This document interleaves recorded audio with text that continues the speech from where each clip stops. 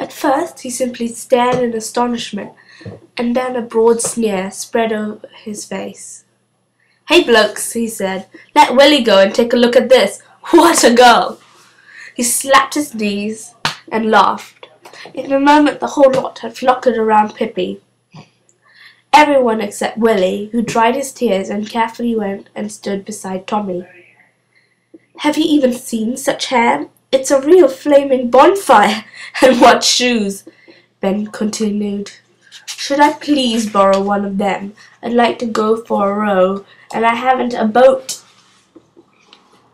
Then he took hold of one of Pippi's pigtails, but quickly dropped it and said, "Ouch! I hurt myself."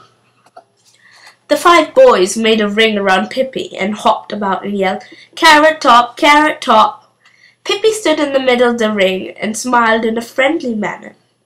Ben had hoped she would become angry or begin to cry. At the very least she ought to look scared. When nothing else worked, he pushed her.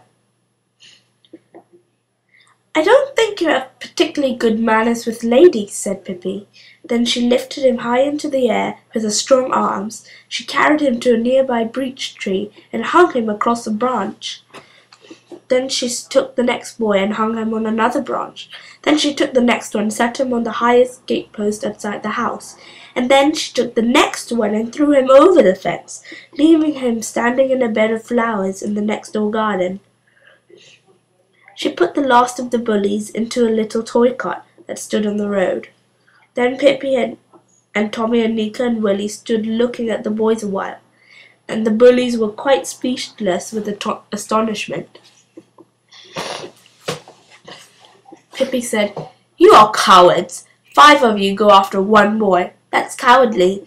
Then he began to push the little defenseless girl around. "Oh, how disgraceful! Nasty!" "Come on now, let's go home," she said to Tommy and Nika.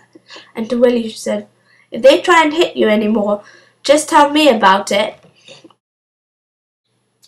And to Bent, who sat up in the tree and didn't dare to move, she said, "If there's anything else you wanted to say about my hair or my shoes, it's best you say it to me now, before I go home."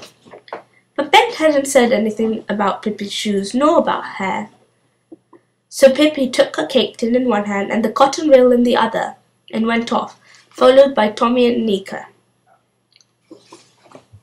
When they came home to Pippi's orchard, Pippi said, "Dear hearts, what a shame! Here I found 2 such fine things, and you haven't found anything at all. You must look a little more. Tommy, why don't you look in that old tree? Old trees are often the very best of places for a turn-up-stuffer."